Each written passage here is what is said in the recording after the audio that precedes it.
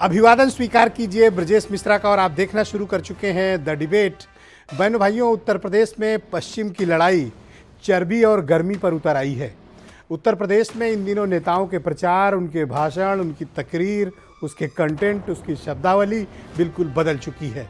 चुनाव बहुत ही आक्रामक मूड में लड़ा जा रहा है और ये आक्रामकता इतनी अधिक हो गई है कि इसमें से विकास, स्वास्थ्य, शिक्षा, डेवलपमेंट, रोजगार, महंगाई से मुद्दे, किसान, आजकल ये सब गायब हैं। मुद्दा ये है कि किसकी गर्मी चढ़ी हुई है, किसकी गर्मी 10 मार्च के बाद शांत होगी और किसकी चर्बी चढ़ गई है और किसकी चर्बी उतारने का काम चल रहा है। आजकल ये सब पॉलिटिकल पॉस्चरिंग, पॉलिटिकल बड़े बड़े नेता कर रहे हैं, कोई छोटे मोटे नेता नहीं, बड़े बड़े वाले कर रहे हैं। क्या वाकई में इसकी आवश्यकता है या फिर चुनाव किसी और पिच पर लड़ा जाने वाला है? यह तो हुई पहली बात। दूसरा, उत्तर प्रदेश में लखनऊ की लड़ाई बहुत ही दिलचस्प हो गई है। लखनऊ के साथ साथ कुछ और भी वीआईपी सीट हैं जहां पर कोई किसी को वॉकओवर देने की सोच भी नहीं सकता।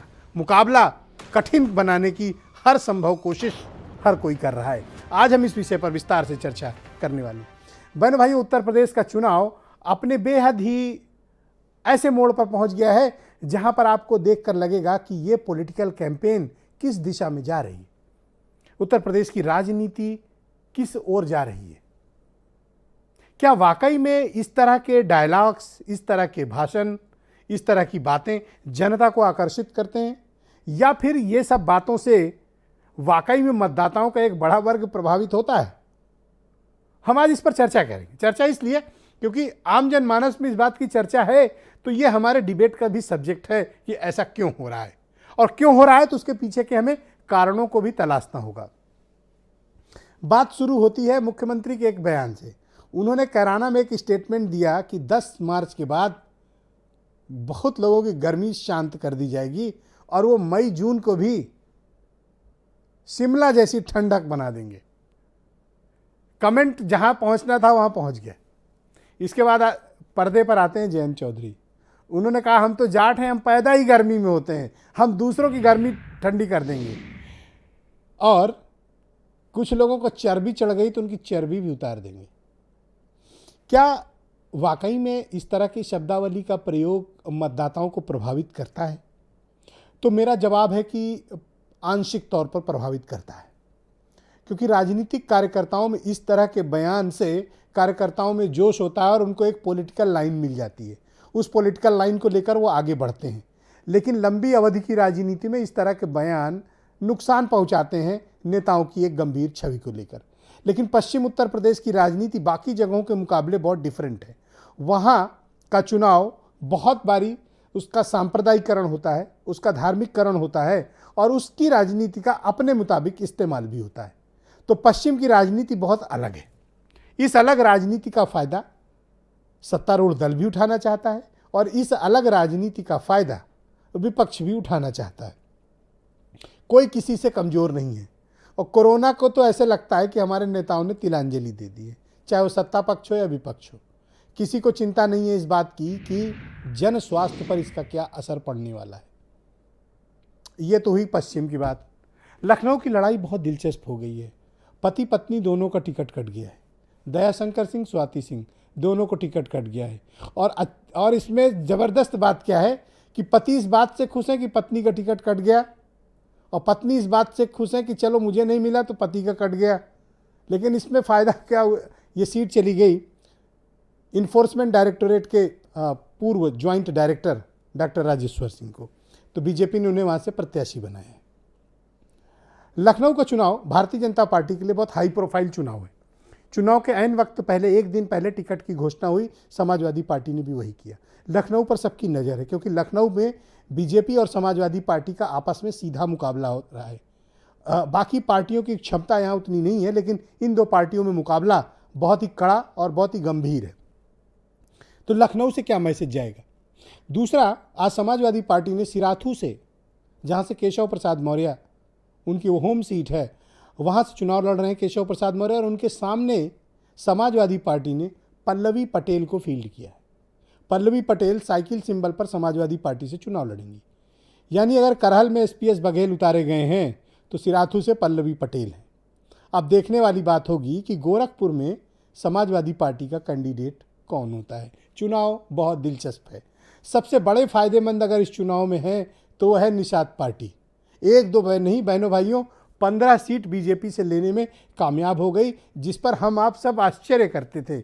मैंने तो पिछली बार संजय निषाद से पूछा भी था क्या सच में 15 मिल जाएगी, एंड ही वॉज कॉन्फिडेंट, और आज वो हुआ, 15 सीटें मिली। गोरखपुर की चौरी चौरा सीट भी छीनने में संजय निषाद कामयाब रहे हैं और उन्होंने अपना प्रत्याशी वहाँ से उतार दिया है, वो भी निषाद बिरादरी से। तो उत्तर प्रदेश की राजनीति में पूरब से लेकर पश्चिम तक घमासान है। हम आज इस विषय पर खुली ओपन डिबेट करेंगे, जहां सबकी राय का स्वागत होगा। कुछ बयान सुने आप। गर्मी जो अभी किराना में और मुजफ्फरनगर में कुछ जगह दिखाई दे रही है ना, ये सब शांत हो जाएगी इसके बाद, क्योंकि गर्मी कैसे शांत होगी ये तो मैं मई और जून में भी इसको बहुत शिमला बना देता हूं। ऐसा भर भर के वोट दो, ईवीएम की मशीन को ऐसा भर के दो, नलके के बटन, हैंडपंप के बटन को ऐसा दबाओ कि भारतीय जनता पार्टी की जो चर्बी चढ़ रही है, सारे नेताओं की चर्बी उतार दो आप। मैं तो कहूंगा कि इलेक्शन कमीशन इस बात की नोटिस ले कि एक मुख्यमंत्री की भाषा ही नहीं हो सकती। और जहां तक गर्मी का सवाल है, जिस दिन गर्मी खत्म हो जाएगी उस दिन हम लोग मर जाएंगे। ये जो मुख्यमंत्री जी के अंदर गर्मी आ रही है, वो इसलिए गर्मी आ रही है कि ये टिकट जगह जगह मांग रहे थे, इनकी मनपसंद टिकट उन्हें नहीं मिली, उन्हें वापस उन्हें घर भेज दिया गया है। सपा की सरकार में तो अधिकांश यहाँ गुंडों, बदमाशों, माफियाओं व अराजक तत्वों एवं सरेआम लूट खसोट करने वालों का ही राज रहा है, जिसकी खास वजह से ही इस सरकार में आए दिन यहाँ जाति व धर्म के नाम पर तनाव व दंगे आदि ही होते रहे हैं। तो जब मैं ये कहता हूँ कि उत्तर प्रदेश का चुनाव बहुत दिलचस्प शोध का विषय है, तो बहुत से लोग इसे समझ नहीं पा रहे थे, लेकिन अब मैं कहता हूँ कि यह वाकई में शोध का विषय है। सबको समझना चाहिए कि ये चुनाव जा किस दिशा में रहा है।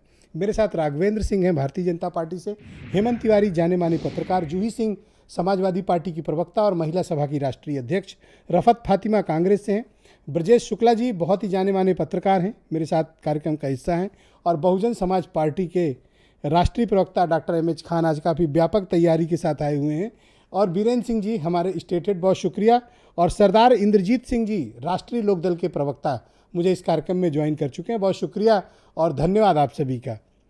तो भाई राघवेंद्र जी, बहुत दिनों के बाद आप टीवी स्क्रीन पर अवतरित हुए हैं, धन्यवाद कि आपने समय निकाला।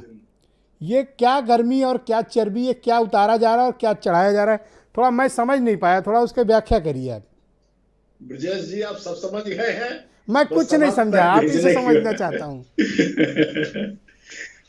देखिए, हमारे उत्तर आवाज इको हो रही ब्रजेश जी। हाँ, मैं ठीक कराता हूँ, आप बोलते रहें। देखिए, जो माननीय योगी आदित्यनाथ जी ने बयान दिया है, शुद्ध हिंदी में बयान दिया है। पश्चिमी उत्तर प्रदेश में जिस तरीके से नाहिद हसन, असलम चौधरी, रफीक अंसारी, आदिल चौधरी सरीके तमाम समाजवादी पार्टी के विधायक प्रत्याशी या विधायक भी हैं, इनमें से कई, वो पश्चिमी उत्तर प्रदेश की जनता को भयग्रस्त करने का काम कर रहे हैं और अराजकता फैलाने का काम कर रहे हैं।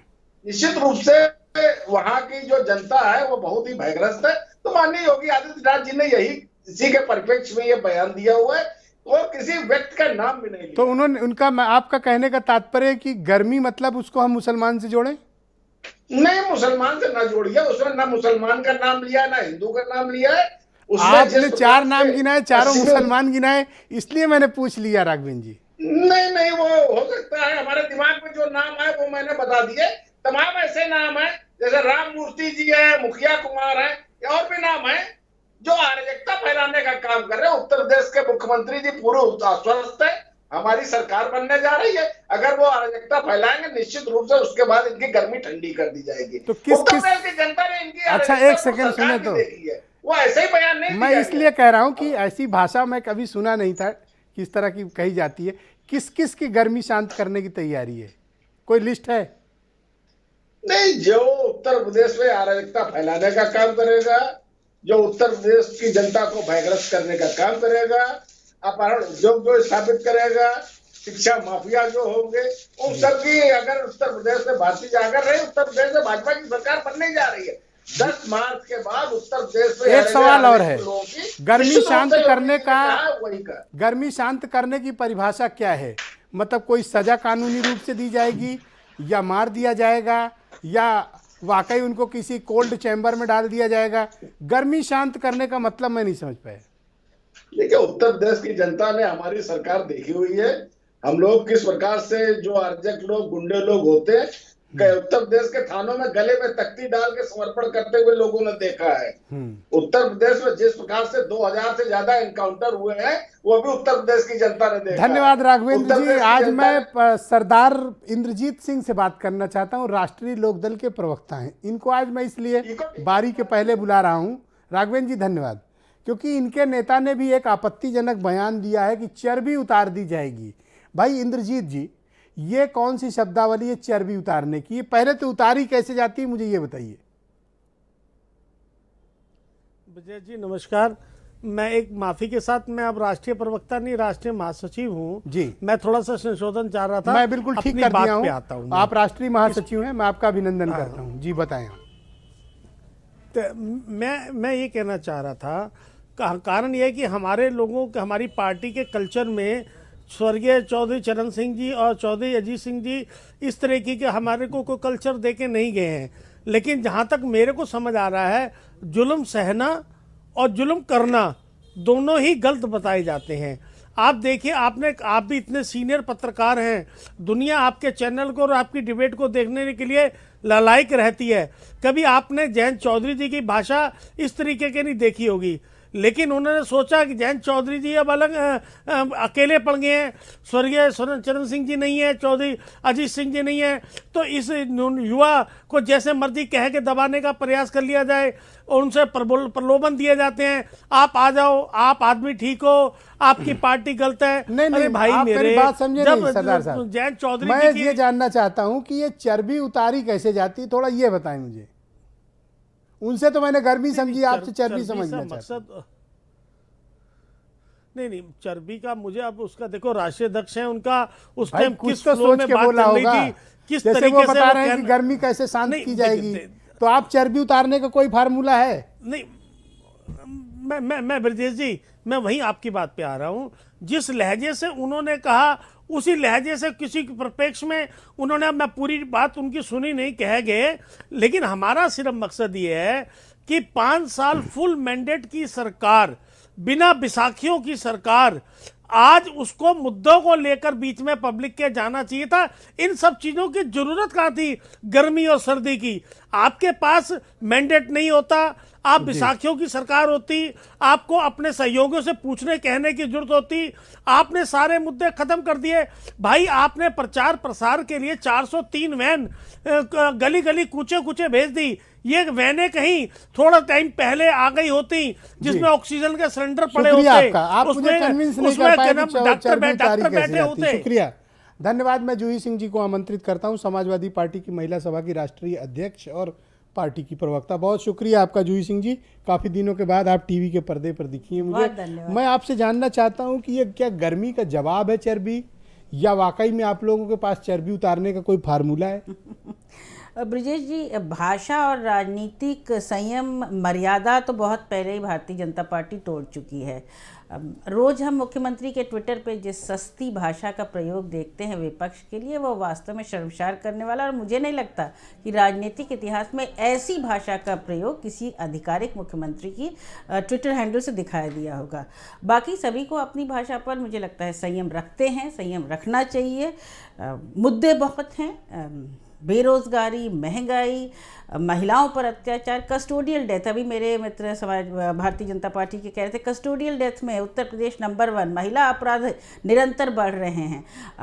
आपकी जो सरकार है, आपकी पुलिस है, वो कितनी असंवेदनशील है, ये हमने गोरखपुर में देखा जब हमारे एक बेटे की हत्या हो गई, 4 दलित महिलाओं की परिवार में हत्या हो गई। प्रयागराज में भीकरू कांड हम सब जानते ही हैं, उसमें क्या हाहाकार हुआ। क्या आप भी मानती हैं कि चुनाव चुनाव इसी गर्मी और चर्बी पर लड़ा जा रहा है, हिंदू मुसलमान पे लड़ा जा रहा है, शमशान कब्रिस्तान पे लड़ा जा रहा है।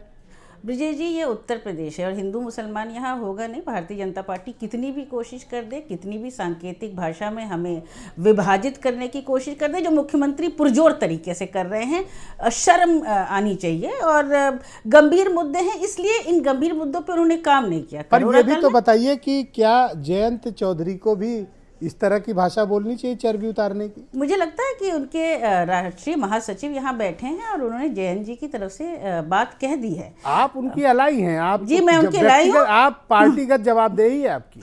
बिल्कुल जवाबदेही है, मेरी जवाबदेही है कि जयंत चौधरी जी के साथ, राष्ट्रीय लोकदल के साथ हम एक विकासशील सरकार बनाएं।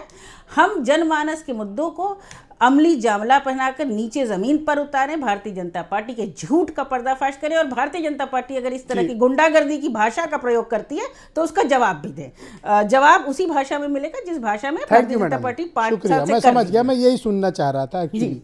आपने लास्ट में ये बात गुस्से में आके बोली थी। खैर, डॉक्टर एम.एच. खान मेरे साथ मौजूद हैं, बहुजन समाज पार्टी के राष्ट्रीय प्रवक्ता हैं।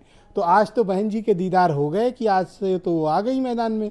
आगरा में मुझे दिखी, आज मैंने भी टीवी पे देखा लाइव उनको बोलते हुए।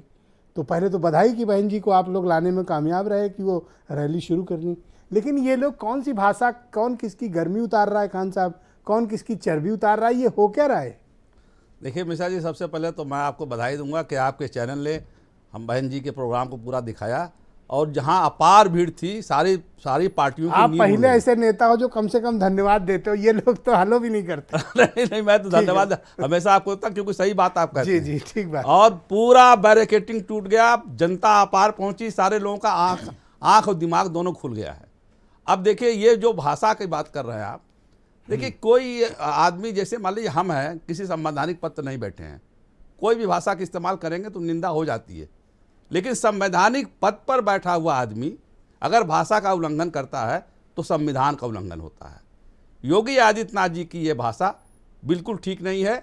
और योगी आदित्यनाथ जी ने इसके पहले भी बहुत ऐसी भाषा इस्तेमाल किया है जो वर्ग विशेष में भेदभाव पैदा करता है। जैसे उन्होंने कहा बजरंग बली हमारे अली तुम्हारे, फिर उन्होंने कहा कि बजरंग बली दलित थे, आदिवासी थे, फिर उन्होंने कहा 80-20%। ये सब भाषा, जो चुना हुआ मुख्यमंत्री होता है वो सबका मुख्यमंत्री हो जाता है, हिंदू मुसलमान सिख ईसाई सबका होता है। लेकिन ये भाषा संविधान को तोड़ने वाली बात है। ये भाषा नहीं बोलना चाहिए। और इस पर इस समय जो चुनाव आयोग है, चुनाव आयोग भी चुप बैठा हुआ है। चुनाव आयोग कोई कार्रवाई नहीं कर रहा है, नहीं इन पर कर रहा है। करैना से स्टार्ट कर दिया अमित शाह जी ने। अबे अमित शाह जी, अच्छा, आपका वो जो पुराना डायलॉग है कि ये दोनों मिले हुए हैं भाजपा और सपा वाले जी, तो एक कह रहा है गर्मी, दूसरा कह रहा है चर्बी। आपकी बात तो मुझे कुछ ठीक लग रही है। नहीं, ये दोनों एक ही भाषा का इस्तेमाल करते हैं, दोनों एक ही सिक्के के पहलू हैं। देखिए, अभी एक चीज बात कहूंगा तो जूही सिंह जी को तकलीफ होगी, लेकिन तकलीफ ना हो। एक सुनील सिंह, शुरुआत में तो जूही सिंह बहुत ही मतलब मेरी की बहुत बात, अच्छे शब्द बोली, लेकिन बाद में उन्होंने खुलासा कर दिया कि हमने इसलिए बोला क्योंकि वो बोल रहे थे। जूही सिंह जी बहुत अच्छी प्रवक्ता है, मैं इनकी बहुत कदर करता हूं। मैं कोई आपसे उनको लड़ाना नहीं चाहता, लेकिन मैं एक बात कह देना चाहता हूं। देखिए, सुनील सिंह नाम का आदमी एक योगी आदित्यनाथ जी की पार्टी से में जो हिंदू युवा वाहिनी का अध्यक्ष था, उसने कहा था कि मुस्लिम औरतों को और लड़कियां जो कब्र में दफन हो जाती हैं उनको निकाल के रेप किया जाएगा। तो उसी सुनील सिंह को समाजवादी पार्टी में शामिल किया और पीठ थपथपाया, शाबाश, क्या तुम बात कहे हो, अब तुमको हम इनाम देंगे इसका। मंच साझा किया, पूरा भाषण हुआ। ऐसे गंदे लोगों को आप लेंगे तो आपकी विचारधारा भी वही शामिल हो जाएगी, आपकी विचारधारा उसी में जा रही है। बहुत शुक्रिया आपका खान साहब, बहुत बहुत धन्यवाद। मैं रफत फातिमा जी को आमंत्रित करता हूं, उत्तर प्रदेश में कांग्रेस कमेटी की प्रवक्ता हैं। बहुत शुक्रिया आपका रफत फातिमा जी। मैं आपसे जानना चाहता हूं कि उत्तर प्रदेश का चुनाव तो मुद्दों पे होना चाहिए, लेकिन आप देख रही हैं कि चुनाव किसी और तरफ जा रहा है। कोई किसी की गर्मी शांत करने के लिए बात कह रहा है कि 10 मार्च के बाद ठंडा कर देंगे, कोई कह रहा है कि 10 मार्च को ऐसा करो कि चर्बी उतर जाए। क्या ये मुद्दों से भटकने की कोशिश है या वाकई में इस तरह के डायलॉग, इस तरह की बातें जनमानस को आकर्षित करती हैं? नहीं, पहले तो मैं आपका शुक्रिया अदा करना चाहती हूँ कि आप ज़मीनी बात करते हैं। मैंने आपको ट्विटर पे भी देखती हूँ कि आप लगातार जो ज़मीनी हकीकत है उसको लगातार जनता के सामने वाजे करते हैं, तो बेहद शुक्रिया। और दूसरी जहाँ तक बात है, देखिए कहीं ना कहीं जनता को भटकाने के लिए और मुद्दों को विलुप्त करने के लिए इस तरीके की बयानबाजी हो रही है। और हमें बेहद अफसोस और शर्मनाक स्थिति है देश की राजनीति की कि आज जो संवैधानिक पद पे बैठे हुए लोग हैं वो इस तरीके की भाषा का इस्तेमाल कर रहे हैं और सार्वजनिक मंचों पे ऐसी बात हो रही है, इलेक्शन कमीशन उसका संज्ञान नहीं ले रहा है। ये भी बेहद शर्मनाक है। तो जो स्थिति बना दी गई है वो राजनीति का गिरता हुआ स्तर है। आज जो मुद्दे हैं हमारे, मुद्दे क्या होने चाहिए? बेरोजगारी आप देखिए, जिस तरीके से बेरोजगारी है, अभी कल हम पढ़ लेते 3.03 करोड़ युवा हमारा बेरोजगार है और उसमें 20 जो ईयर्स के बच्चे हैं वो रोजगार के लिए इधर उधर भटक रहे हैं, जो ग्रेजुएट हैं हमारे वो कितने भटक रहे हैं, और कुछ तो ऐसे बच्चे हैं जो हमारे मायूस हो चुके हैं, दर दर भटकते हुए मायूस हो चुके हैं। आज हालात ये यूपी नंबर 1 है अपराध में। अभी हमारे साथी कह रहे थे ये लोग अगर आपस में गेम लॉक किए हुए तो कांग्रेस इस मामले पे इन लोग को एक्सपोज करे कि ये लोग गेम लॉक किए, कोई कर्मी उतार रहा है, कोई चर्बी उतार रहा है। बिल्कुल जिस तरीके से बयानबाजी, कांग्रेस इससे बिल्कुल असहमत है। और साथ में आप देख भी रहे होंगे, अगर मुद्दों की कोई बात कर, अगर जनता के न्याय की लड़ाई कोई लड़ रहा है, जनता के लिए मुद्दों के लिए कोई खड़ा है, तो सिर्फ कांग्रेस खड़ी है और मुद्दों की ही हम बात कर रहे हैं। हम इन ये बयानबाजी की बिल्कुल भी जो है। तो आपके कहने का तात्पर्य है कि सपा और भाजपा ये मिलकर मुद्दों से भटका रहे हैं? नहीं, जाहिर है जनता के विकास की बात करने के बजाय अगर आपके पास इतना अच्छा रिपोर्ट कार्ड है 5 साल का, तो आप क्यों नहीं बात कर रहे? तो मायावती क्या कर रही है फिर? मायावती तो सिर्फ गेम कर रही हैं। वो दलित की बात, दलित के साथ जरूर बात करती हैं। क्या गेम तो कर रही हैं थोड़ा मुझे? बिल्कुल दलित की बात करती है, लेकिन दलित के किस मुद्दे पे वो खड़ी हैं? जब अरुण वाल्मीकि थाने में मारे जा रहे हैं, उनकी हत्या हो जा रही है, तो मायावती जी तब कहाँ थी? आज इलेक्शन जैसी आता है वो आ जाती है एक्टिव मोड में। तो ये सीधे सीधे साफ जनता को भटकाने का काम है कि आप दलित का वोट लेना चाहती है लेकिन दलित की बात नहीं करना चाहती। बहुत शुक्रिया आपका। और उत्तर प्रदेश के 2 मशहूर राजनीतिक पत्रकार मेरे साथ आज की परिचर्चा में, हेमंत तिवारी और ब्रजेश शुक्ला। मैं पहले हेमंत तिवारी जी को आमंत्रित करता हूं। हेमंत जी, बहुत स्वागत आपका, धन्यवाद। आप थोड़ा मुझे विस्तार से समझाएं और ये बताएं कि पश्चिम उत्तर प्रदेश की राजनीति में इन दिनों क्या चल रहा है। दूसरा, ऐसी शब्दावली की आवश्यकता क्यों आन पड़ी दोनों पक्षों को? इसका क्या आम जनमानस में इम्पैक्ट है? दोनों दलों के या दोनों गठबंधन के कार्यकर्ताओं पर इसका क्या प्रभाव है? और ये क्या वाकई में मुद्दे से अलग होने की बात है या वाकई में पश्चिम में यही गर्मी और चर्बी चल रही है?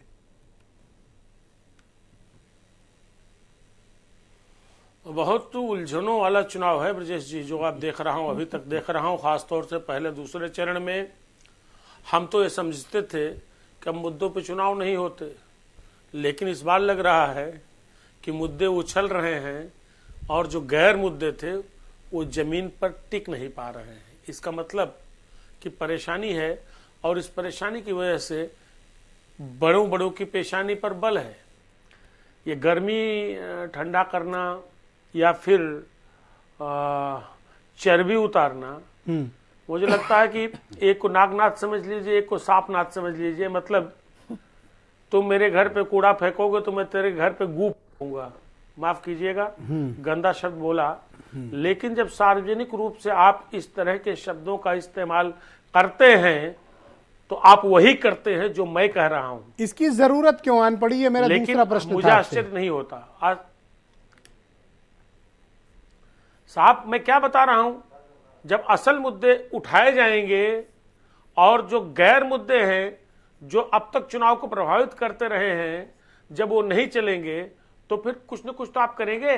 आप किसी को इरिटेट करने के लिए कुछ बोलेंगे, ऐसा रिएक्शन हो जिस रिएक्शन पर फिर जनता का रिएक्शन हो। वही इस बार अभी नहीं हो पा रहा है। मतलब जो पिछले 3 चुनाव में तीसरे चरण से शुरू किया जाता था, आप पहले चरण के पहले वही कोशिश कर रहे हो, लेकिन उसका कुछ असर दिख नहीं रहा है, तो आप बार बार कुरेद रहे हो। जहां तक योगी जी की भाषा की बात है, मुख्यमंत्री बनने के पहले योगी जी की भाषा का जितने पूरे पैनल में बैठे हैं, राघवेंद्र जी से लेकर ब्रजेश शुक्ला जी और ब्रजेश मिश्रा जी तक, क्या आप लोग भूल गए हैं क्या बोलते थे?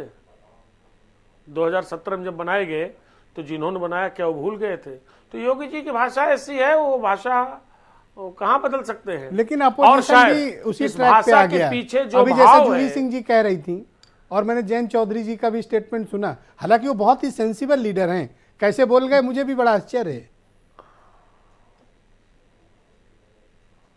देखिए ब्रजेश जी माफ कीजिएगा, इस बार अपोजिशन वह अपोजिशन नहीं है जो 2 साल पहले और 5 साल पहले था। हालातों में बदलाव आया है और आप किसी को गाली दोगे तो पलट करके आपको 3 गाली देगा। ऐसी परिस्थितियां हैं, ये देखने को मिल रहा है। लेकिन मैं दूसरी बात कह रहा हूं, अगर योगी जी का यही भाव शुरू से नहीं होता, पौने 5 साल तक नहीं होता, मैं भाषा से भाव झलकता है। तो आने वाले दिनों में इस तरीके की भाषा शब्दावली और चलेगी या फिर हम कोर इश्यूज पर बात कर रहे होंगे? नहीं चलेगी जी। कब तक चलेगी? कब तक आप चलाओगे? इस चुनाव के परिणाम बहुत बड़े प्रभाव डालने वाले होंगे। उत्तर प्रदेश की सियासत के मिजाज पर बहुत फर्क पड़ेगा। मैं अभी भी मानता हूं कि किसी को कहना किसकी सरकार बन रही है, इसका अपर हैंड है, बहुत जेन्युइन नहीं होगा। लेकिन एक बात जरूर सुनिएगा, आज भारतीय जनता पार्टी के सामने जो भी परेशानी है उसकी सबसे बड़ी वजह, उसका सबसे बड़ा कारण मुझे लगता है योगी जी का यही गर्वोक्ति भाव है जो उनकी भाषा से झलक रहा है, जो पौने 5 साल तक उनकी कार्यशैली से झलका। ब्यूरोक्रेट्स पर ओवर डिपेंड होना, सही फीडबैक न मिलना, यही सब हुआ होता तो भाजपा फिर वाकई क्लेम कर सकती थी कि हम 300 सीट ले रहे हैं।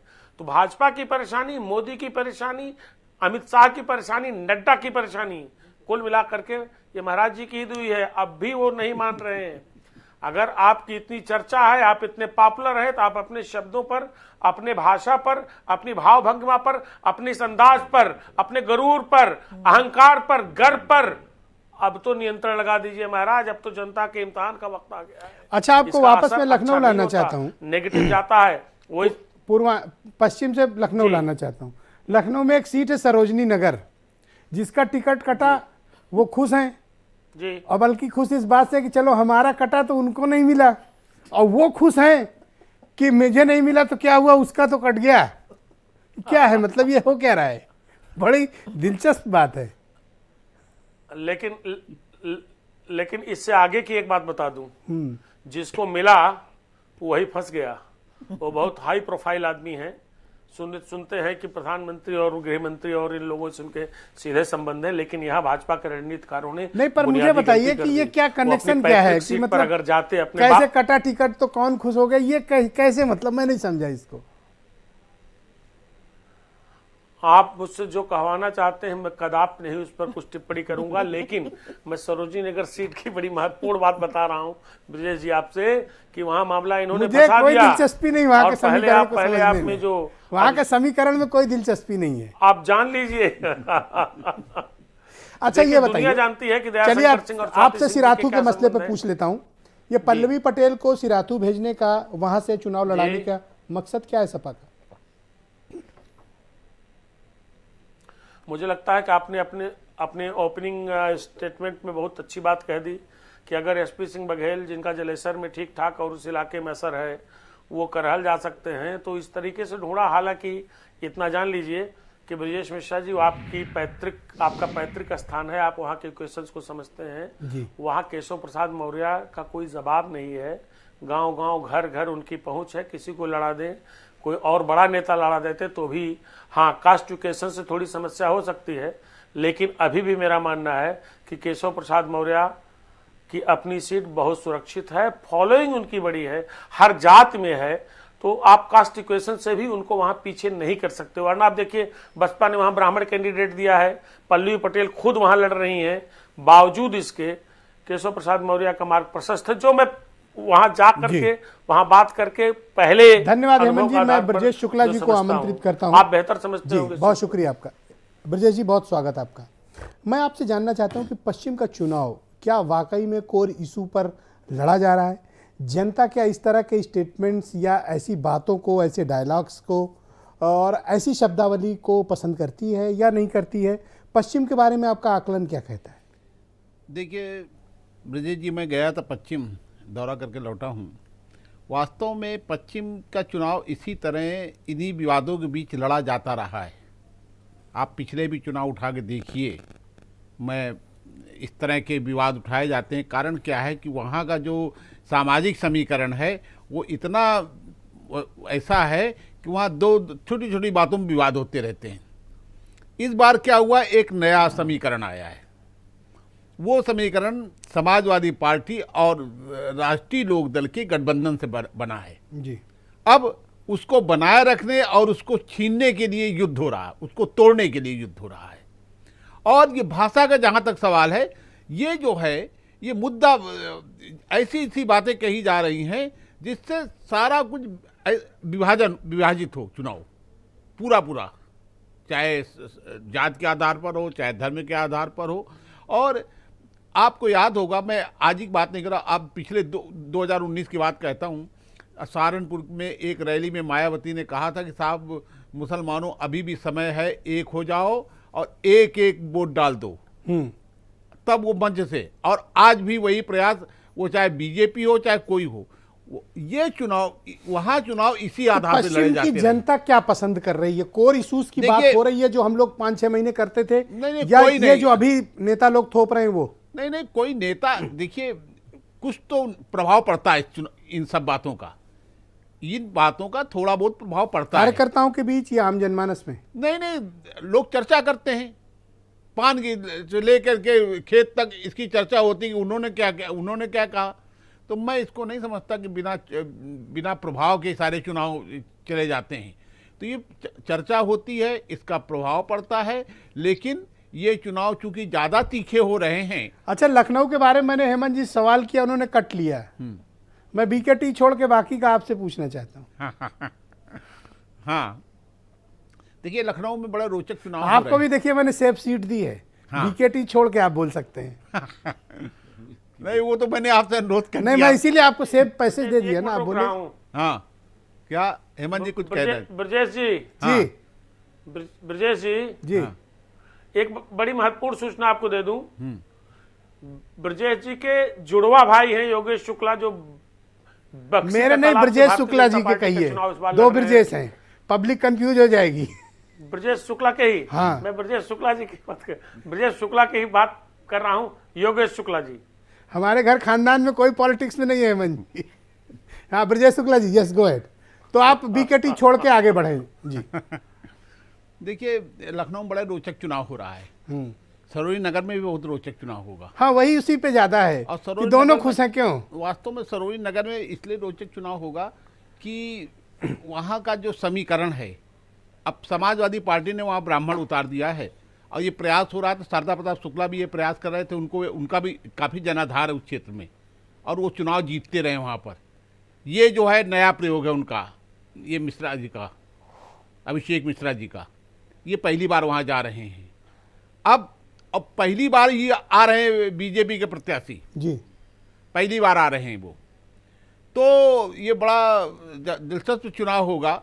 और इस चुनाव में क्या होगा, बहुत कारण क्या है कि अच्छा, इस बार ये देखिए कि कोई किसी को सेफ एग्जिट नहीं दे रहा है। आप देखिए करहल में, आप देखिए सिराथू में, आप देखिए अभी गोरखपुर में।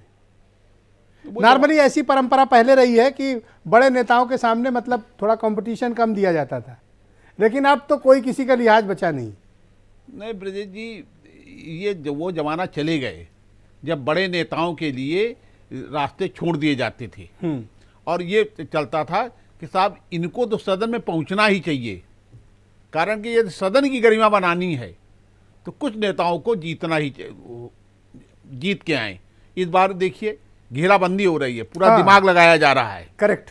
और ये आपने जो लास्ट वाली बात कही वो ज्यादा ठीक है। वो घेराबंदी कि साहब इनको इनके ही गढ़ में इनको फांस दिया जाए, निकलने ना पाएंगे वहां से, ऐसे समीकरण। अब उसके संदेश भी भेजे जाएं, जैसे आपको करहल मैं बता रहा हूं, करहल में कोई ऐसा नहीं है कि अखिलेश यादव सीट फंस जाएगी, लेकिन जो बघेल को उतारा है और बगल में साख को उतारा है, ये पूरा एक समीकरण संदेश भेजने की कोशिश है उस बेल्ट में, कारण ये जातियां वहां निर्णायक हैं और वो साहब वो उनसे लड़ रहे हैं, उनसे लड़ाई हो रही, ये संदेश भेजने के लिए। तो सारे चुनाव संदेशों पर लड़े जा रहे हैं। और ये भी बहुत शुक्रिया आपका ब्रजेश जी। मैं बीरेन सिंह जी मुझे इस डिबेट में ज्वाइन कर चुके हैं। बीरेन जी धन्यवाद आपका। एक तो ये गर्मी और चर्बी का थोड़ा तात्पर्य आप मुझे समझाइए, इसकी आवश्यकता क्यों इस ठंड में आन पड़ी? देखिए, ये जो चर्बी उतारने वाली बात आई है, तो चर्बी उतारी नहीं, उबाली जाती है। या गलाई जाती है। चर्बी तो ऐसे ही उतरती रही है। और जिसकी चर्बी उतारनी होती है, यूपी में पुलिस चर्बी ठीक से उतारती है। और अगर दूसरों को उतारनी हो तो, और अपनी उतारने के लिए तो आपको खुद मेहनत करना पड़ेगा, वर्जिश करना पड़ेगा, कसरत करना पड़ेगा। तो ये गर्मी और चर्बी, ये वैसे ब्रजेश जी मुझे ये गर्मी वाले शब्द से भी बड़ी आपत्ति है। हम जहाँ खड़े हैं यहाँ इतना ठंडा है, हवा चल रही है, कोहरा छाया है, और लोग इस मौसम में कड़कड़ाती जाड़े में लोग गर्मी की बात कर रहे हैं। यहाँ जितनी जल्दी गर्मी आ जाए लोग इंतजार कर रहे हैं, और वहाँ गर्मी की बात चल रही है। हालत यह है कि भीषण ठंडी है और बातों में गर्मी। कहते हैं कि मौसम भी कुछ इस कदर खुमारी में है कि मेरा शहर भी अब शिमला होने की तैयारी में है। यहाँ तो पूरा कड़ाके जाड़ा पड़ रहा है और वो कह रहे हैं गर्मी उतार देंगे, चर्बी उतार देंगे। सियासत में पहले हम लोग ये देखते थे कि जो छोटे नेता होते थे वो ये देख लेने वाली बात करते थे। बड़े बड़े नेता इस तरह की भाषा का इस्तेमाल कम करते थे। लेकिन चूंकि इस बार मुजफ्फरनगर के दंगे के बाद जैसा न माहौल है, न जो कैराना में पलायन हुआ था जिस तरह से वो माहौल है, तो ये माहौल कैसे चढ़े, कैसे मामला बने, क्योंकि किसान आंदोलन ने बड़ा नुकसान कर दिया बीजेपी को। ऊपर से बीजेपी जैसे पटाती है जाटों को, कुछ अपनी ओर जोड़ने की कोशिश करती है, तैसे सपा और आरएलडी वाले भड़का देते हैं कि अरे वो 700 मर गए, तुम कहाँ जा रहे हो, 25-25 लाख हम देने का ऐलान कर रहे हैं, तुम बीजेपी को वोट देने चले जाओगे। तो बीजेपी करे क्या, उसके सामने ये सब कोई रास्ता नहीं छोड़ रहे हैं। जाटलैंड में गर्मी और चर्बी ने जो माहौल बनाया और बिगाड़ा है, इसका परिणाम तो 10 मार्च को आएगा। लेकिन जो समस्याएं हैं वो इस रूप में बड़ी हैं कि कोरोना काल में लोगों की आमदनी घटी। जाटलैंड के इलाके में जो खेती किसानी पर निर्भर लोग हैं, उनके गन्ने का मूल्य उचित रूप से न मिले, देर से मिले, उनके बच्चों की पढ़ाई रुके, उनके घर में शादी ब्याह में अड़ंगा आए, ये सब चीज़ें बड़ी कारण बनी। लेकिन चूंकि हिंदू और मुसलमान का एक ऐसा मुद्दा था, वो इस बार खड़ा नहीं हो पा रहा है। आजम खां जेल में है, मुजफ्फरनगर दंगा जिनके नाम पर शहीद कर दिया गया, वो कारण माने गए इसके। बीजेपी के बहुत सारे नेताओं को जेल में डाला गया था उस समय, उन लोगों ने बड़े कष्ट सहे। लेकिन 5 साल बाद तस्वीर बदली है। आज बीजेपी के बहुत बड़े बड़े नेता राष्ट्र के गलियों में घूम रहे हैं, पर्चे दे रहे हैं, बांट रहे हैं। राष्ट्रीय अध्यक्ष जेपी नड्डा, गृह मंत्री, मुख्यमंत्री और तमाम सारे केंद्रीय मंत्री। बीजेपी इस चुनाव को बहुत मेहनत और ताकत से लड़ रही है, क्योंकि वो जानती है कि 5 सालों में जाटलैंड में उसने काफ़ी कुछ ज़मीन खोई है। उस खोई हुई ज़मीन को फिर कैसे हासिल किया जाए, ये पश्चिम का चुनाव बहुत बड़ा चुनाव है।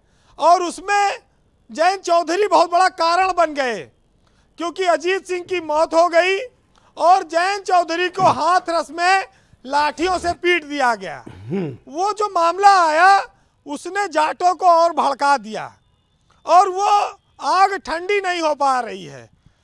दूसरी, ये पाकिस्तान और जिन्ना, ये सब भी धाराशाही हैं इस बार, इनका भी मामला ठीक से नहीं बन पा रहा है। अच्छा, ये दोनों लोग कट लिए, हेमंत जी और ब्रजेश जी, ये दोनों कैसे खुश हो सकते हैं टिकट कटने पे? देखिए, अपने यहाँ कहा गया है, जूही सिंह बार बार पूछ रही कि मतलब ये वाला सवाल का जवाब चाहिए। कौन सा? सरोजनी नगर वाला? हाँ, मतलब ना सीट का नाम नहीं ले रही हैं, लेकिन उनका दिलचस्पी है जानने में। ब्रजेश जी कहते हैं तुम हमें न चाहो तो कोई बात नहीं, तुम किसी गैर को चाहोगी तो मुश्किल होगी। अच्छा, हाँ, तो समस्या यहाँ इसी बात की थी। हाँ, कि हमें मिले न मिले, लेकिन इनको न मिलने पाओ, बस ये मामला चलता रहा। लेकिन हमारे यहाँ तो देखिए कहा गया है, तमाम पिक्चरें बनी हैं कि हर आदमी को बीबी का गुलाम होना चाहिए और श्रीमती जी को बिल्कुल आराम होना चाहिए। लेकिन जब पति ही श्रीमती के आराम में खलल डाले, तो फिर उसको आराम कहाँ मिलेगा। वैसे वो खुश हैं, ऐसा लगता है कि उनको कोई टिकट देने का बीजेपी ने वादा किया है। 14 तारीख से नामांकन शुरू हो रहा है एमएलसी सीट का, हो सकता है कि बीजेपी उनको कहीं समायोजित करे। लेकिन ये जो बयान चल रहे हैं, इन बयानों से जो गर्मी है और जो एक दूसरे को देख लेने की बात है, ये सियासत में वोट लेने के लिए नेता करते रहे हैं। जी वीरेंद्र जी। और नेता देखिए, ये जो बयान है, ये जो धर्म है, मजहब है, राजनीतिक दल है, ये सब अपनी सुविधा के अनुसार ये लोग बदलते हैं और बोलते हैं। इसको आप इसी रूप में देखिए। बहरहाल अब एक साहित्यकार ने लिखा है कि अपने मुंसिफ की जिहानत पे मैं कुर्बान, कि जो कत्ल भी हमी हो और हमी से सफाई मांगे जी। और अपने हाकिम की फकीरी पे तरस आता है, जो गरीबों से उनके पसीने की कमाई मांगे। और ऐसी सर्दी है कि सूरज भी दुहाई मांगे, और जो परदेश में है वो किससे रजाई मांगे। बहुत बहुत शुक्रिया आपका वीरेंद्र जी, बहुत बहुत धन्यवाद। बहनों भाइयों, हमने कू ऐप पर आज के मसले को लेकर एक प्रश्न पूछा। प्रश्न ये कि पश्चिम की सियासत में अब बात गर्मी और चर्बी तक आ पहुंची है, इसका चुनाव पर क्या प्रभाव पड़ेगा। तो चंद्रशेखर पांडे लिखते हैं कि इस तरह के बयान से जनता के बीच में सिर्फ ईर्ष्या और द्वेष पैदा होगा। तो वहीं अमरीश कुमार लिखते हैं कि हर क्रिया की प्रतिक्रिया होती है, लेकिन ऐसी टिप्पणियों से नेता राजनीति का स्तर गिरा रहे हैं। तो वहीं रकनुद्दीन लिखते हैं कि मौसम चाहे चुनावी हो या कोई और, लेकिन शालीनता ही इस देश की पूंजी है। बात बिल्कुल ठीक बात कही है। मैं रुख करता हूँ राघवेंद्र सिंह का, भारतीय जनता पार्टी के प्रवक्ता हैं। राघवेंद्र जी, चुनाव तो मूल मुद्दों पर होना चाहिए, चुनाव तो उपलब्धियों पर होना चाहिए, चुनाव इस बात पर होना चाहिए कि आपने 5 साल में क्या किया। पहली तो चीज़ ये। दूसरा, 3 लोगों से जवाब पूछा तो एक वीरेंद्र जी थोड़ा ठीक बोले, ये सरोजनी नगर वाला क्या कांड है। देखिए, पहले तो मैं आपकी बात का जवाब दे दूं। भारतीय जनता पार्टी उत्तर प्रदेश में विकास और सुशासन के एजेंडे पर ही चुनाव लड़ना चाहिए, क्योंकि हम लोगों ने इतनी बड़ी लाइन खींच दी है कि समाजवादी पार्टी हो या बसपा हो, उसकी आधी तक नहीं पहुंच पाई है। जैसे मैं बताना चाहूंगा, उत्तर प्रदेश में हम लोग लगभग 5 लाख सरकारी नौकरियां दी हैं, और अधिकृत सूचना है उत्तर प्रदेश में समाजवादी पार्टी ने 1,99,000 ही सरकारी नौकरियां दी थी। जाहिर है, आज तक उत्तर प्रदेश में मात्र 17 सरकारी मेडिकल कॉलेज थे, इसमें 4 सरकारी मेडिकल अंग्रेजों के समय के थे। आज की तारीख में उत्तर प्रदेश में 37 सरकारी मेडिकल कॉलेज और 59 प्राइवेट के साथ मिलकर के मेडिकल कॉलेज तैयार है। इस प्रकार से मेट्रो चल रही है, 5 इंटरनेशनल। मैं देख रहा हूँ कि पूर्वांचल एक्सप्रेसवे की बात ही नहीं हो रही, डिफेंस कॉरिडोर की अब चर्चा ही नहीं होती। निश्चित रूप से भारतीय जनता पार्टी जो है इन विषयों पर चर्चा करेगी और लाएगी। अभी आगे बढ़ने दीजिए चुनाव। ये लोग चाहे जितनी कलाबाजी कर ले, चाहे जितना जिन्ना कर ले, चाहे जितना पाकिस्तान चीन कर ले, लेकिन इनको विकास के मुद्दे पर जवाब देना ही पड़ेगा। मैं बेरोजगारी विषय पर बात करना चाहता हूँ। अधिकृत आंकड़े हैं मेरे पास। उत्तर प्रदेश में जब समाजवादी पार्टी की सरकार गई थी, 17.5% बेरोजगारी दर थी। Central for monitoring Indian economy की सर्वे की रिपोर्ट आई है। आज की तारीख में उत्तर प्रदेश में 4.5% बेरोजगारी दर है। जब इसका मतलब कि उत्तर प्रदेश में आपने खूब रोजगार दिया है लोगों को। निश्चित रूप से रोजगार दिया है। जिनको दिया है, जिनको मिला रोजगार, वो जाके कमेंट बॉक्स में अपने कमेंट लिखें। आंकड़े तो तैयार नहीं किए गए हैं। हाँ, देखिए, समाजवादी पार्टी कुछ भी कहे, बसपा कुछ भी कहे, कांग्रेस कुछ भी कहे, उत्तर प्रदेश की जनता भारतीय जनता पार्टी के पक्ष में खड़ी है। और ऐसा कोई परिवार नहीं है जिसको उत्तर प्रदेश में सरकारी योजना का लाभ नहीं मिला है। किसी को गरीबों को आवास मिला है, किसी को मुफ्त बिजली मिली है, किसी को मुफ्त राशन मिला है, किसी को 5 लाख का बीमा मिला है, किसी को शौचालय मिला है।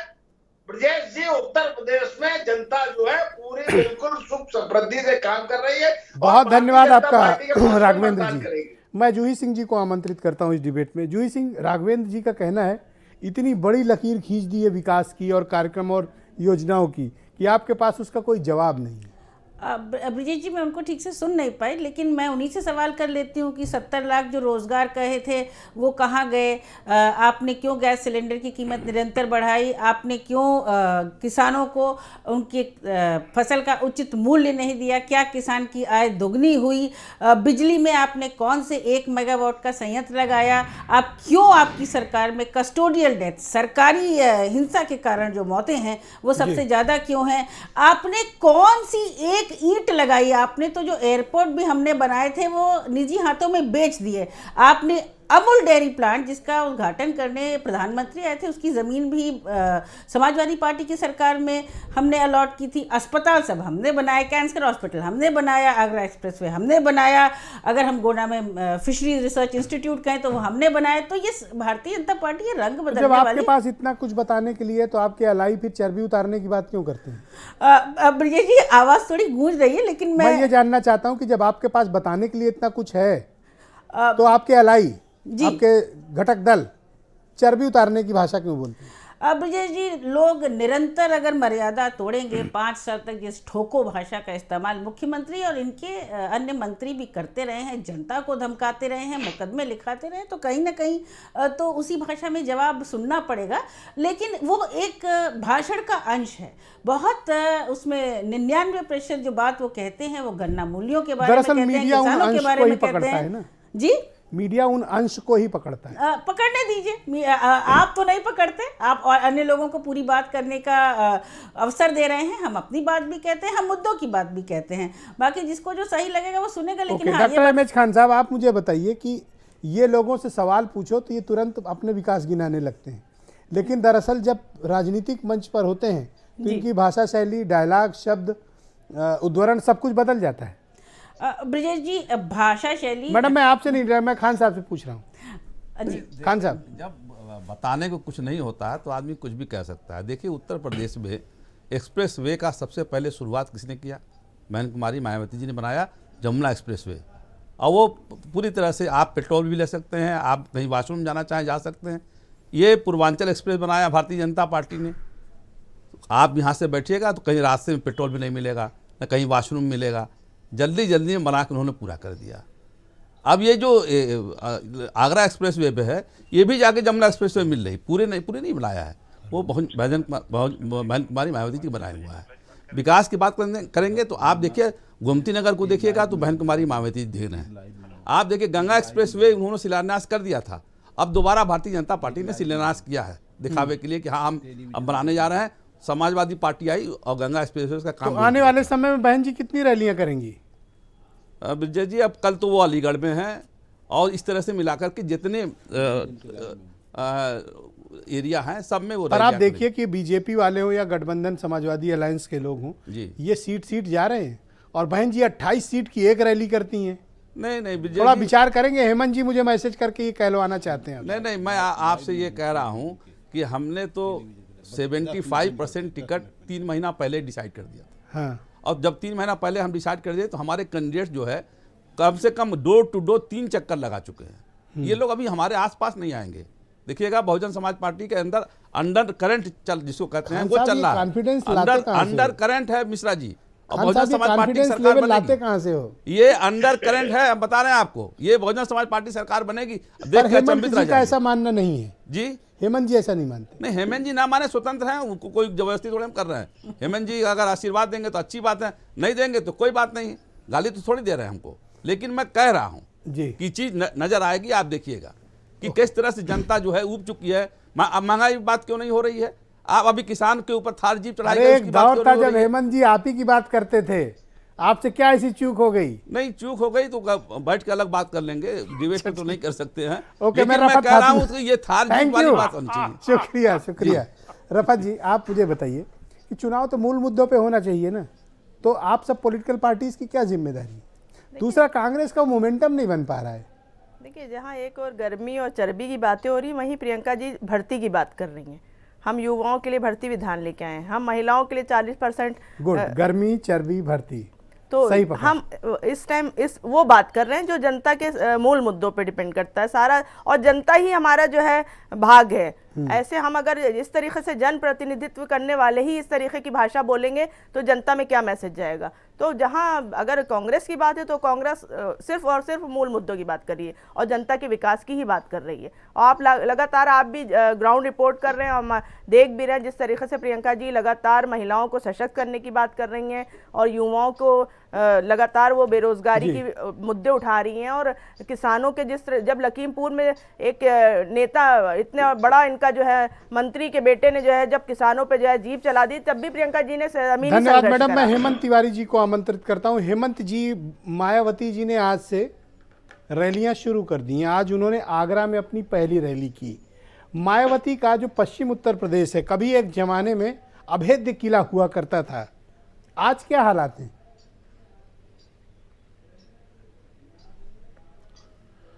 भाई परिणाम सामने है, उस पर कोई टिप्पणी मेरे ख्याल में बहुत आवश्यक नहीं है। इसमें कोई शक नहीं कि वेस्टर्न यूपी में तूती बोलती थी एक ज़माने में बहुजन समाज पार्टी की, और शायद यही वजह थी कि 15-17 साल का सूखा तोड़ते हुए 2007 में उन्होंने पूर्ण बहुमत की सरकार बनाई थी। गलतियां तो सबसे होती हैं, कुछ नीतिगत गलतियां होती हैं, कुछ हो सकता है कोई न कोई टेक्निकल मिस्टेक उनसे ज़रूर हुई जिसकी वजह से पब्लिक उनसे दूर जाती गई और उनको 17-19 सीटों पर आना पड़ा। लेकिन अभी भी मेरा मानना है कि वेस्टर्न यूपी में मायावती को बहुत कमज़ोर मत आंकिए। आगरा जैसे स्थान, अभी आज की तिथि में आगरा में बीएसपी के कैंडिडेट 3 से 4 स्थानों पे बहुत बढ़िया चुनाव लड़ रहे हैं। 3 पे डायरेक्ट फाइट में है, 9 में 3, मतलब 1/3 अभी भी उनका दावा है। हाँ, ये अलग बात है कि एक ज़माना था जब सहारनपुर से लेकर बिजनौर और मुजफ्फरनगर की सीटों पर हाथी की ही सहारनपुर से लेकर शाहजहांपुर तक लेकिन वक्त हर तरफ नीला रहता था हेमंत जी। आज भी वही स्थिति आ रही है, लेकिन हालात बदलते हैं, सबके बदलते हैं। भारतीय जनता पार्टी एक बार बहुत खराब दशा में थी, आज कहाँ है? तो मुझे लगता है कि बहुजन समाज पार्टी का थोड़ा बुरा 2007 में मुझे याद है अमर उजाला ने एक हेडलाइन लगाई थी, जमीन नीली हो गई। जी नीली हो गई खाली, लेकिन ध्यान रखिएगा सपने देखना शुरू कर दिए खान साहब ने। 2007 में ये हेडिंग लगी थी और सुनिए, माफ कीजिएगा, बुरा मत मानिएगा, आपने हेडिंग की बात की जी। 2007 में हेडिंग लगी थी कि जमीन नीली हो गई। 2014 में हेडिंग लगी थी कि हाथी बोला पो। ओके, ब्रजेश शुक्ला नहीं मिली थी। अब मैं खान साहब देखिए, अब खान साहब को गुस्सा आ जाएगा फिर। अब नहीं मिश्रा जी, 2007 में ये सारे चैनल्स और जितने सर्वे थे, अरे हेडिंग थी भाई, मैं दिखा दूं, हाथी बोला पो अभी मेरे पास 40 दे रहे थे 2007 में। अब पूर्ण बहुमत की सरकार आई, ये हकीकत है। ओके, ब्रजेश शुक्ला जी, आप उत्तर प्रदेश की राजनीति का वर्तमान समय में किस प्रकार से आकलन करते हैं? हम लोग कहां पर खड़े हैं इस वक्त? देखिए, अभी बसपा वाली बातचीत हो रही थी, मैं अभी गया था, तो बसपा जो है, हम लोग पहले ही जो आकलन कर रहे थे कि बसपा बिल्कुल लड़ाई में नहीं है, ऐसा नहीं है। मैं जैसे मथुरा में कई सीटों में वो सीधी लड़ाई में बीजेपी से, आगरा में कई सीटों पर सीधी लड़ाई में बीजेपी से, जैसे फतेहपुर सीकरी, एतमादपुर, मथुरा का गोवर्धन, माट, हाथरस, सादाबाद, ये सब सीधी लड़ाई में है वो जी। तो ऐसा नहीं है कि बहुजन समाज पार्टी कुछ क्षेत्रों में सीधी अच्छी लड़ाई लड़ रही है, लेकिन तमाम सीटों पर समाजवादी पार्टी, मतलब हेमंत जी अंडर एस्टिमेट कर रहे हैं बीएसपी को, आपका ये कहने का? नहीं, हम ये नहीं कह रहे हैं, बस इतना कह रहे हैं कि हम बिल्कुल जो ये समझ रहे थे, जो मैं सुना करता था लखनऊ में, जब मैं गया तब मुझे समझ में आया कि नहीं, बहुत अच्छी लड़ाई। अभी हेमंत जी ने भी कहा कि आगरा की कई सीटों में बहुत सीधी लड़ाई में है जी। तो इस तरह पश्चिम उत्तर प्रदेश की कुछ सीटों में बहुत अच्छी वो कर रहे हैं। देवबंद में बड़ी अच्छी लड़ाई लड़ रहे हैं। देवबंद आप पश्चिम का है, आप देखिए सहारनपुर की कई सीटों में बेहतर लड़ाई लड़ रहे हैं। तो ये है क्या कि जो इनका वोटर है वो बिल्कुल साइलेंट रहता है, वो ज़्यादा प्रतिक्रिया नहीं व्यक्त करता, सड़क पे बोलता नहीं है, चिल्लाता नहीं है, ज्ञान नहीं है। बड़ा दिलचस्प इस बार का। हाँ, तो वो इसलिए बहुत शुक्रिया। मैं आप सभी मेहमानों का बहुत आभार प्रकट करता हूं, धन्यवाद देता हूं कि आप सब ने अपना अपना कीमती वक्त आज की परिचर्चा के लिए निकाला और आप सब ने अपने अपने मूल्यवान विचार प्रस्तुत किए। बहुत धन्यवाद। बहनों भाइयों, आप सबका भी बहुत शुक्रिया। जाते समय मैं आपको याद दिलाना चाहता हूं, कोरोना का संकट तेज़ी से बढ़ रहा है, क्राइसिस तेज़ी से बढ़ रही है, संक्रमण तेज़ी से फैल रहा है। कृपया अपना बचाव करें, राजनीतिक रैलियों से परहेज करें, ज़रूरत बहुत ज़्यादा हो तभी घरों से निकलें, मास्क लगाएं, सोशल और फिजिकल डिस्टेंसिंग का पालन करें और इन राजनीतिक पार्टियों के बहकावे में आकर इनकी रैलियों में जाने का मतलब कोरोना से सीधे मुकाबले का जोखिम। शुक्रिया, धन्यवाद, नमस्कार।